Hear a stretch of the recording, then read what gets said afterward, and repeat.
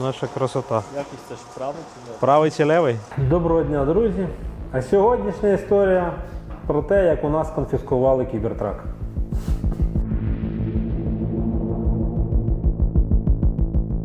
Приїхали ми зараз на митницю німецьку. Я вам не розповідав цю історію, але в нас забрали кібертрак. Він тут простояв майже 4 місяці. Повністю сіла батарея. Кібертрак наш був зареєстрований на мене особисто. В той момент, як його заарештували, мене не було в Євросоюзі. Машина рухалась на лаветі, на українських номерах, а мене як власника поряд не було. І це перша причина у німців, чому вони вирішили забрати в нас автівку. Автівка стояла на евакуаторі, точніше на причепі.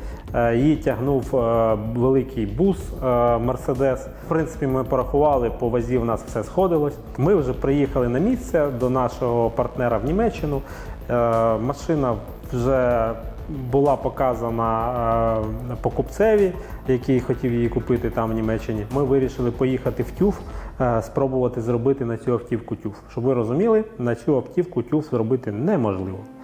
Тож, якщо ви хочете потратити лишніх 20 тисяч євро для того, щоб вам зробили діагностику цієї машини, то краще цього не робіть, бо тюфа все одно не буде. Діагностика буде, а тюфа не буде. Ну, ми не потратили ці 20 тисяч євро, слава Богу. Ми просто спілкувалися з людьми, які потратили 20 тисяч євро на це і нічого не добилися. Отже, в Німеччині зареєструвати її неможливо, в Польщі ми зареєструвати її можемо, ну, вже майже отак. Тож, якщо вам потрібно зареєструвати кібертрак в Польщі, звертайтеся до нас. Ми майже єдині, хто може це зробити. Отже, зупиняє нас кацапомовна людина в формі митника. З нею ще 2 митника, але німці. Звідки ми знали, що вона кацапомовна? Вона розмовляла суто німецькою з нами. Вони побачили українські номера і зупинили наш автопоїзд, аби дізнатися, що ми тут з цим кібертраком робимо. Наш партнер в розмові з ним зрозумів, що він що він росіянин, який працює в митниці. Він не признавався моєму партнеру, але він зрозумів в розмові з ним на німецькій, що він росіянин. Він його запитав: а скажи, будь ласка, ти часом на російській не розмовляєш? Він каже: я на провокаційні питання не відповідаю. Ну, звісно, на німецькій мові. Коротше, 3 години мій компаньйон разом з водієм мурижили цих митників і потім визвали на них поліцію. А поліція замість того, щоб допомогти в їх неправоті нам, вона взяла наш автовоз і повезла на ваги. І що ви думаєте? У нас був перевес. Нашому водієві ще виписали 300 євро штрафу. А нам виписали 20 тисяч євро штрафу. Ми мали заплатити ПДВ в цій країні і мали заплатити ще якийсь податок. Чому так? Тому що вони порахували, що ця автівка – це товар, це не машина. Цей товар має бути завезений в Євросоюз, потрібно повідомити про це митницю, що ми завозимо такий-то товар і він там буде вивезений з цієї країни. Ми митницю не повідомили, і оскільки ми цього не зробили, то вони конфіскували цей товар. Машина була зареєстрована з техпаспортом українським, і якщо б я був в Євросоюзі, то вони б не мали права її в принципі забрати. Але оскільки я парень широка душа, скажімо так, то я кажу по телефону на англійській мові цим німцям, кажу: слухайте, а яка різниця, де я є? Ну, хоч я і в Україні. Ну, тобто така була мова. Я не сказав, що я саме в Україні. Вони просто почули, що, можливо, я в Україні. І вони: ну все, тоді в нас до вас питань нема. І далі почали писати протокол. Ну що, відберемо у них того кібертрака, ні? Zobaczymy, nie? Czy dają. Я myślę, będzie dobrze все. Скільки разів ми туди не їздили, я особисто приїхав туди, в цю митницю, з своїм паспортом, все це зафільмовано. Намагався її забрати, нам її не віддали. Кажу: це моя власність, віддайте, будь ласка, мою автівку. Чого ви її забрали? Це не товар, це автівка. В неї є техпаспорт український, в неї є страховка, все є. з якого переляку ви заарештували машину? Ні, не віддали. Мало того, ми ще писали там гнівні листи їм на мейла.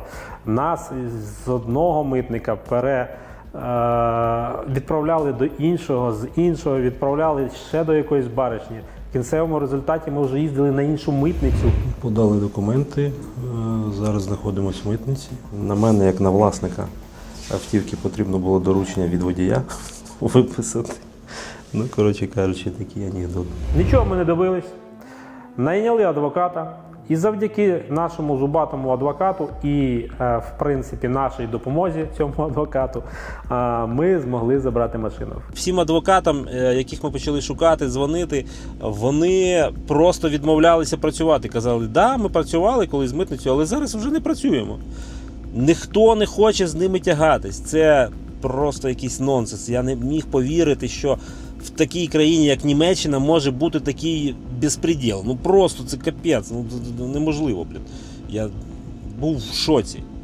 Ну, це, в принципі, все, що вони робили, сказав адвокат, це було нелегально, це неправильно, вони не можуть так робити. Кінцевий лист, який ми написали, це те, що, хлопці, ви вже тримаєте автівку 4 місяці, це електрична машина. Якщо ви нам її не віддасте на протязі тижня, то може таке трапитись, що в ній пошкодиться батарея, оскільки вона розряджена в ноль, і вона вийде з ладу. Вартість цієї батареї 25 тисяч євро. Якщо ви згодні взяти на себе таку відповідальність, то будь ласка. Після цього листа нам на протязі 2 днів прийшов зворотній лист. Заберіть, будь ласка, свою машину. Ніяких претензій до вас не маємо, можете її забирати. Кажуть, що не можна заряджати автомобіль тут на зарядці біля митниці. Зараз я вам її покажу. Там просто паркінг, де можна заплатити і зарядити. Вони кажуть, що не можна заряджати, тому що проблеми в них будуть з ватом. Ну це просто якийсь капець. О, наша красота. Якось це ж правий чи левий? Правий чи левий? Обуйні. О, узнала малышка.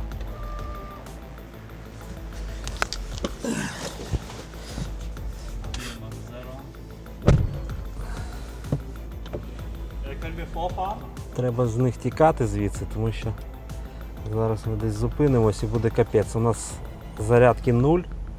Добре, що вона пришита до телефона. Зразу впізнала хазяїна. Да 0, немає ніяких процентів, треба бігом їхати до зарядки. Де тут зарядка найближча? Їдемо на зарядку і таке враження, що можемо не доїхати, тому що нам до зарядки 3 кілометри, у нас 0 кілометрів. На такій жозі їдемо, що це капець. Ви розумієте, тут 48-вольтова система, і якщо він сяде, то не зрозуміло, що з ним взагалі робити. Правильно. Потягнути його, я думаю, що буде досить тяжко. Ми ще кібертрака по автобанам не тягали. Ну таке. 30 кілометрів їдемо, надіємось на краще. Якщо ви бачите, заряду 0. Вже не працює в нас Air Suspension Unavailable. Welcome to Germany. Вже бачимо зарядку. Я сподіваюся, що ми зараз на ній зарядимось.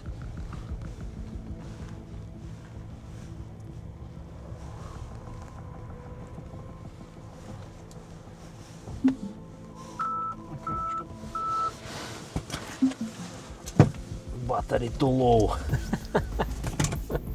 Ну, чесно кажучи, ми ще так нормально відскочили. 4 місяці машина стояла. Спеціально для Cybertruck є такий перехідничок з довгим носом, для того, щоб його можна було туди запхати. Тому що воно туди не влазить, звичайно, арка не дає. Так. Так, ну що, наробили кучу малу, зараз спробуємо зарядитись. У нас 0 кілометрів заряду. О, поїхали. А, як же швидко, дивись. Покаж, як то, як кіловат впливати, як Так, ладую ж 200. Йолки-палки, зараз по 10 хвилин дай погнали на кібертраці кататися. По Німеччині ще разочок. Я можу інтернет дам. Ну, є один момент, мабуть, нам потрібно зробити страховку. Я так вважаю. Бо зараз ще отримаємо штрафа 1,5 євро. Подвеска не працює, от не зрозуміло, що з нею. Unavailable. Да вона просто відключена. Якщо б була якась помилка конкретна, то. О, коротше кажучи, якось ми відскочили від цих чертей. Незрозуміло як. Я вже думав, що прийдеться їм платити 20 тисяч євро, аби забрати машину, а потім намагатися цю 20-ку відсудити.